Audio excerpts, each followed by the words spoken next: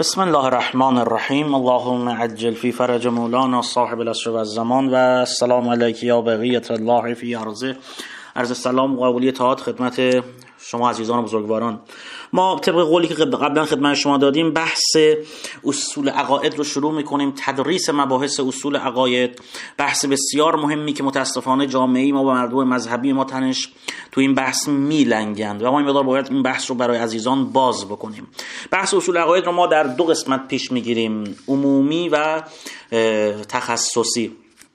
عمومیش رو از روی کتابی به نام مبانی اعتقادات اسلام، مبانی اعتقادات در اسلام، نوشته سید مجتبی موسوی لاری، کتابی که واقعا به چندین و چند زبان دنیا ترجمه شده، به چندین و چند زبان دنیا، انگلیسی، اسپانیایی، هندی، روسی، فرانسوی، آلمانی، ایتالیایی، چون واقعا کتاب عالی بوده. ما از این کتاب مطالب عمومی رو میگیم در حد فهم عموم. بعد انشالله یک دور بحث تخصصی آموزش عقاید رو هم به خدمت شما میگیم از روی کتاب آیت الله مصباح حفظه الله. و از همه عزیزان هم خواهشمند هستیم که این مطالب رو در کلاس‌های خودشون در مطالب و جاهای مختلف بگن. حتی شده در حد 5 دقیقه 10 دقیقه بگن. مردم اصول عقاید رو بلد نیستن متاسفانه. به مردم بگید که اصول عقاید اثباتیه، استدلالیه. نمیتونی با ارزم به حضور شما 4 تا تقلید، آقا مثلا فلان مرجع تقلید میگه اصول عقاید، منم میگم اصول عقاید. نه اینجوری نیست. اصول عقاید رو باید اثباتی و استدلالی یاد بگیرید. ما هم در حد فهم عموم سعی می‌کنیم مطالب رو بگیم که انشالله به درد همه عزیزان و بزرگواران بخوره. واقعا مطالب مهمیه این بحث‌های اصول عقاید، حتما به عزیزان اینها رو بگید. خب ما ابتدا راجع به اصل خدا می‌خوایم یه مقدار صحبت بکنیم، یه مقدار بحث‌ها رو ساده میگیم تا ان شاءالله برسیم به پیشرفته. فعلا پس راجع به خود بحث توحید و خدا می‌خوایم صحبت بکنیم. پس این مباحث ما فعلا عمومیه. تخصصی ان شاءالله میشه واسه کتاب آیت الله مصباح. این کتاب آقای موسوی لاری رو که تمام کردیم، اصول عقاید رو عمومی گفتیم، ان شاءالله میریم کتاب آموزش عقاید آیت الله مصباح رو هم تخصصی مقدار با هم دیگه کار میکنه. تو بحث اثبات خدا نگاه کنید عزیزان، ما نمیخوایم بحث‌های فلسفیش رو مطرح بکنیم. یک سری ادراکات خاصی تو وجود انسان‌ها هست که ریشه ذاتی داره و طبیعیه و از طبیعت ما سر میزنه. هیچ عامل خارجی هم در پیدایش اینها مؤثر نیست. مثل صفات خوبی مثل امانتداری، عدل، صداقت، راستی، همه اینها رو ما در وجود خودمون احساس میکنیم و دوست داریم اینا رو انجام بدیم. اما مشکل میدونید کجاست؟ هرچی علم ما بیشتر میشه، هرچی معادلات علمی و فلسفی ما تو مغزمون بیشتر میشه، استدلال‌های ما بیشتر میشه، یه ذره این معلومات فطری و طبیعی و ذاتی ما گم میشه توش به شک و تردید میفته. ای بسا فلاسفه‌ای که یک زمانی خدا رو قبول داشتن، هرچی بیشتر تو فلسفه غرق شدن بی خداتر شدن. چرا؟ چون اول خدا رو خوب نشناختن. به همین خاطر ما به عزیزان توصیه میکنیم اگه میخوای فلسفه غرب بخونی، مبانی کفر و ماتریالیست و کمونیستی رو بخونی، اشکال نداره، تحقیق که اشکال نداره، ولی اول مطالب دینی تو یاد بگیر، بعدم برو سراغ اونها.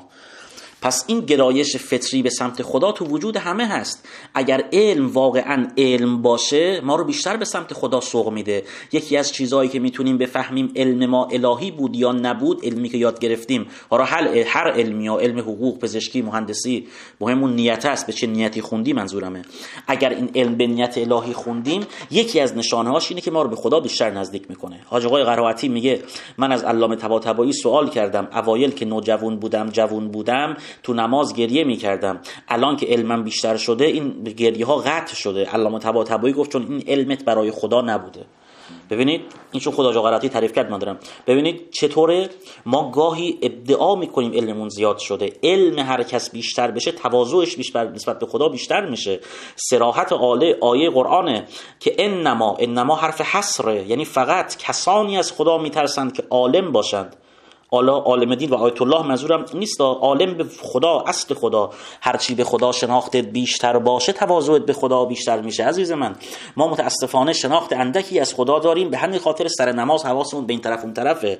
الان اگر من برم مستقیم جلوی رئیس جمهور بخوام حرف بزنم، با بخوام مستقیم جلوی شهردار شهرم حرف بزنم، خیلی اوضاع متفاوته. جلوی رئیس جمهور خیلی بیشتر حواس خودمو جمع میکنم، لباس مرتب‌تر، زیباتر، خوش‌تیپ‌تر، حرف‌ها قشنگ‌تر، تر، ادبیاتی تر، محکم تر. خب اما در مقابل شهردار شاید خیلی بخوام آنچنان مطلب خشخاش نذارم، یه چیزای ساده بگم راجع به این. چرا؟ چون عظمت رئیس جمهور از لحاظ جایگاه بیشتر از شهرداره. از لحاظ جایگاه خدام همینه. ما اگر بشناسیم که خدا از همه چیز بالاتره و حتی اینقدر بالاتره که اصلا چیزهای دیگه در مقابل خدا به حساب نمیان، اون وقت حساب کار دستمون میاد که چطور باید در مقابل خدا بایستیم. اون وقت هست که میفهمیم چطور علمای بزرگ ما در مقابل خدا گریه میکردن، زار زار اشک میریختن و با خدا صحبت میکردن، چون میفهمیدن دارن در مقابل کی صحبت میکنن. پس وجود خدا تو نهاد فطری همه ما هست. یکی از افرادی که خدا رو انکار میکرد اومد پیش امام صادق، سوالاتی کرد. امام بهش گفت تا حالا با کشتی سفر کردی؟ گفت بله. امام گفت اتفاق افتاد که کشتی بشکنه و بین امواج بیفتی و هیچ وسیله‌ای نداشته باشی که تو رو از غرق نجات بده؟ گفت آره، رخ داد. امام گفت تو اون لحظه خطرناک و اون در اون حالی که سراپا یأس و ناامیدی هستی، این احساس در تو پیدا نشد که یک قدرت نامحدود و یک نیروی توانا هست که میتونه تو رو از این ورطه هولناک نجات بده؟ گفت چرا، این چنین حسی رو داشتم. امام گفت خب این حس و اون این نیرویی که توانش نامحدوده همون خداست. همون خداست که تو تمام لحظات زندگی میتونه تو رو کمک بکنه. پس همون کافر هم ادعا داره یک نیروی نامحدود وجود داره و میتونه کمکش بکنه. اصلا انبیا اومدن برای همین که این ذات درونی ما رو رشد بدن. انبیا اومدن این نهاد فطری درون ما رو از این گناهان پاک بکنن، بگن آقا تو حرف من اصلا نمیخواد گوش بدی، حرف من پیامبر رو، برو حرف همون فطرت خودت رو گوش بده. آیا فطرتت به تو میگه بت پرست شو؟ آیا فطرتت به تو میگه آفتاب پرست شو، ماه پرست شو؟ نه، فطرت تو میگه خدا پرست شو. چون غرق در گناه هستی این فطرت تو را داره به اشتباه میگه. فطرت تو پاک کن. اصلا انبیا برای همین اومدن. اصول زیربنای تبلیغات انبیا برای دعوت به یگانه پرستی بود، نه اینکه پی بشن واسه مردم استدلال بکنن، اثبات خدا بکنن. یگانه پرستی بود. قابلیت پرستش بت و خورشید و ماه رو میخواستن نفی بکنن تا بشر به آتش درونی یافت خدای واحد برسه از طریق پاک کردن فطرتش. پس تمام این بت پرستی و اینها نتیجه انحراف از فطرت. انبیا اومدن این فطرت مردم رو احیا بکنن. اما یه بحثی اینجا پیش میاد، آقا ما خدا رو نمیبینیم، چطور بشناسیم؟ سوال جوابش خیلی جالبه. نکنید ما نه تنها خدا رو نمیبینیم، آقای موسوی‌لاری حرف زیبایی میزنه، میگه نه تنها خدا دیده نمیشه بلکه حواس ما هم از درک خدا عاجزه. چون در میدان ذهن انسان اون چیزی میتونه تصور بشه که محدود باشه. خب شما الان هزاران کیلومتر رو میتونید تصور کنید تو ذهنت، نمیتونید چون خیلی بزرگه. خب خیلی بزرگه. ولی 10 کیلومتر رو میتونید تصور کنید تو ذهن خود، از کجا تا کجاست، مثلا فلان فلان فلان. هزاران کیلومتر هم شاید بتونی بر اساس نقشه های امروزی تصور کنی، ولی قبلا نمیتونستی. الان میتونی میلیاردها سال نوری رو تصور کنی. یعنی چقدر؟ نه. شاید بگی 2000 کیلومتر یعنی از اینجا مثلا تا بعضی از کشورهای اروپایی و فلان. خب اما دیگه هزاران میلیارد سال نوری رو دیگه نمیتونی تصور بکنی چون خیلی بزرگه. خدا رو هم نمیتونیم تصور بکنیم چون بزرگه، چون مطلقه، چون بی‌نهایته. هر کس میخواد خدا رو تو مسائل چارچوب محدود فکری حل بکنه، میگه چطور میتونیم به موجود نادیده عقیده پیدا بکنیم؟ اینا غافلن که انسان به یاری حواس طبیعی خودش میتونه یک چیزایی رو متوجه بشه. مثلا مثل کوری که یه چیزایی رو نمیبینه ولی با حواس لامسه خودش، بویای خودش چیزایی رو درک میکنه. از طرفی آقایون همین امروز اگر انسان از طریق علوم و ابزاری که در محیط کار و فعالیت علمی داره اگه نتونه وجود چیزی رو پیدا بکنه، اما میتونه به راحتی اون رو رد بکنه. درسته؟ میتونه به راحتی اون رو رد بکنه به هیچ عنوان. تو واقعیت‌های علمی هم رایجه، معموله که هیچ فرد عاقلی نه تنها ندیدن و حس نکردن رو دلیل بر انکار نمیدونه، بلکه هر چی رو که در حوزه احساسش قرار نگرفت، آقا من اینو حس نکردم اما ممکنه وجود داشته باشه، متوجهید؟ سریع نفیش هم نمیکنه. اصول کار علمی همینه. تو از دانشمند سوال کن آقا تو یه چیزی نمیبینی نفیش میکنی، تو به یه چیزی نرسیدی نفیش میکنی، میگه نه ممکنه من نرسیدم بهش، ممکنه من ندیده باشمش، اما نفیش که نمیکنم که. اصلا همه چیزایی که ما قبول داریم و معتقد به وجودشون هستیم از سنخ وجود ما یا اشیایی که در دید ما قرار دارند تو همین دنیای مادی مگه ما همه چیز رو میبینیم و حس میکنیم که بعد میگیم ما چرا خدا رو نمیبینیم؟ ما هوا رو مگه میبینی؟ مگه هوا رو میبینی؟ سوال، همین موجودات و اجسام این جهان که قابل رؤیت هستند وقتی بخوان از یک چیزی به چیز دیگه تبدیل بشن، از مایع به جامد، از جامد به مایع، خب انتقال انرژی میدن دیگه. ولی آیا این انرژی قابل لمسه؟ نه. هوایی که پیرامون ما رو فرا گرفته وزن فوق‌العاده سنگینی داره، بدن ما زیر فشار دائم این هواه، به طوری که هر انسان به اندازه 16,000 کیلوگرم از وزن هوا رو تحمل میکنه. اما چون با فشار درون بدن خنثی میشه ما احساس ناراحتی نمی کنیم. این حقیقت علمیه که قبل از آقای گالیله و پاسکال کسی اصلا ازش آگاهی نداشت. از این قضیه کسی آگاهی نداشت که هوا وزن داره و با وزن و با فشار بدن ما خنثی میشه. آگاهی نداشت، اما وجود داشت. وجود که داشت. خدام همینه. قراری بر این نیست که تو بتونی چون میگه خدا رو من ندیدم پس نیست. ما خیلی چیزها رو نمیبینیم پس بگیم نیست. حرف علمی نیست، حرف منطقی نیست. تو این همه نظم در طبیعت رو ببین، خود این نظم واقع در طبیعت یعنی وجود خدا. تو چطور میخوای نظم در طبیعت رو انکار بکنی؟ چطور میخوای بگی اینها اتفاقی بود؟ اگر اتفاقی بود پس چیزهای دیگه هم باید اتفاق بیفته مثل این جهان. تو یک چیز اتفاقی من نشون بده. به آقا شما میگی جهان اتفاقی اینجوری نظم حاصل پیدا کرد دیگه. مادیون و غیر خداها این رو میگن دیگه که جهان همینجوری یه مرتبه اتفاقی ایجاد شد. خیلی خوب باشه، پس یه چیز دیگه هم به من نشون بده که اتفاقی اینقدر خوشگل و زیبا و منظم تغییراتش حاصل پیدا کرد. شما نگاه بکن، یک مثال خیلی ساده بزنم. 10 دی ماه سال 88، 10 سال قبل، برو نگاه بکن اذان مغرب چند بود. چون اذان مغرب و اذان صبح هر روز تقریبا تغییر میکنه دیگه. حالا اذان ظهر تقریبا ثابته ولی مغرب و صبح تغییر میکنه. 10 دی 88 برو ببین اذان مغرب چند بود به افق شهر خودت یا هر شهری. الان 10 دی 98 رو برو ببین چنده. 10 سال گذشت، آنچنان تغییر ایجاد تقریبا که تغییر ایجاد نکرد، اگه بکنه فوقش که حد 1 دقیقه. خب این نظم یعنی چی؟ این نظم رو کی میتونه ایجاد بکنه؟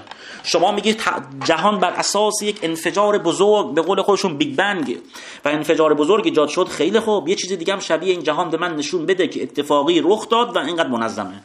چرا نمیتونی؟ اگه یه بار اتفاق افتاد بار دوم میتونه اتفاق بیفته دیگه. اما تمام اینها زیر نظر کیست؟ یک نیروی بزرگ به نام خدا. حالا سوال که خدا رو کی به وجود آورد؟ پیروان مکتب مادی تو اینجور مسائل همیشه این سوالو مطرح میکنن که همه رو اگر خدا به وجود آورد، خدا رو کی به وجود آورد؟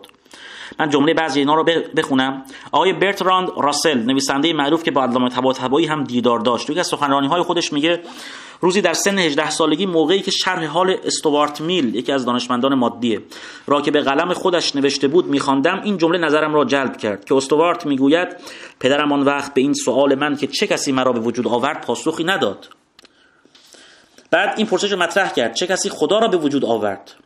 راسل بعد میگه همانطور که هنوز هم فکر میکنم آن جمله بسیار ساده سفسطه را در بیان اولین علت و دلیل نشان داده است، زیرا چنانچه هر چیزی باید دلیل و علتی داشته باشد پس خدا هم باید دلیل و علت داشته باشد، و اگر چیزی بتواند بدون دلیل و علت وجود داشته باشد آن چیز هم خدا میتواند باشد، هم جهان. شما میگی بدون خدا بدون علت وجوده. خب سوال من اینه، ممکنه جهان هم بدون علت وجود داشته باشه، چرا میگی فقط خدا؟ من میگم این جهان هم بدون علت خلق شد. ما تو میگی خدا بدون علت، من میگم این جهان هم بدون علت خلق شد. پس میگه این بحث فاقد اعتباره. ببینید چطور کار میکنن، مغلطه میکنه. دانشمندای دیگه هم همین حرفا رو میزنن. اما ما این ایراد آقایون ماده‌گرا رو به خودشون برمیگردونیم. شما از اینا میپرسیم آقا اگه این زنجیر علتها رو دنبال بکنیم سرانجام به علت اول میرسیم دیگه. ما نمیگیم این علت اولی که همه چی رو به وجود آورد خدا. شما میگیم ماده دیگه، چون مادیون هم اعتقاد دارن که همه چیز از ماده شروع شد. شما میگیم ماده دیگه، ما میگیم خدا، شما بگو ماده. آفرین. حالا این ماده رو کی وجود آورد؟ حالا این ماده اولیه رو کی وجود آورد؟ شما که به قانون علیت اعتقاد دارید که هر معلولی علتی داره، به ما پاسخ بدین که الان این چه چیزی ماده رو به وجود آورد؟ میگویید سرچشمه حوادث به ماده و انرژی برمیگرده. ما هم میگم سرچشمه این انرژی کجاست؟ پس خودتونم متوجه میشید که یک ماده ازلی و ابدی باید وجود داشته باشد که نیاز به علت نداشته باشد. اینو دیگه خودتونم میگید و باید بپذیرید، و الا میشه همینجوری برو بالا بالا بالا، میشه تسلسل میشه تسلسل، یعنی سلسله وار همینجوری هی برو بالا، که این در فلسفه باطله. در فلسفه تسلسل باطله، یعنی سلسله وار، این از اون این از اون این از اون این از اون همینجوری بالا. نخیر، توی یه جای بالاخره باید ختم بشه. اینو قانون فلسفه میگه، نه حرف ما. پس هر دو گروه، هم خداپرستا هم مادی پرستا، علت نخستین رو قبول دارن. اختلاف و نقطه تفاوت اینجایی که خداپرستا علت اولی رو خدا میدونند، مادیون میگویند ماده. پس تا اینجای بحث کلیات رو خدمت شما گفتیم تو بحث علت نخستین این جهان و ندای فطری که ما رو به سمت خدا میکشونه. حتی همون کسی هم که خدا رو قبول نداره، تو نهاد خودش، تو درون خودش خدا رو قبول داره. دروغ میگه من خدا رو قبول ندارم. تو نهاد آخری خودش، اون لحظات آخر، میبینید گاهن تو دوستان و اقوام ما کسی که اعتقاد آنچنانی نداره، ولی هر وقت خدای نکرده مشکلی براش پیش میاد سراغ ما، میگه آقا التماس دعا، یه دعایی بکن فلان. یعنی خودش هم ته دلش اعتقاد داره. حالا به خاطر این زنگار گناهان و آلودگی هاست که متاسفانه مقدار دلش این طرفی رفته و الا خدا رو قبول داره. باید بتونیم تا جای ممکن فطرت اینها رو بیدار کنیم، از ندای درون اینها کمک بگیریم برای رسیدنشون به خدا. چون فطرت هر کسی دروغ نمیگه، فطرت هیچ کس دروغ نمیگه. تو دریا همه دارن غرق میشن، همه دیگه اون لحظه خدا رو صدا میزنن، همه خدا رو صدا میزنن، اونجا فطرت باز میشه. پس بتونیم کمک بکنیم الان فطرت همه رو باز بکنیم با کمک خدای متعال.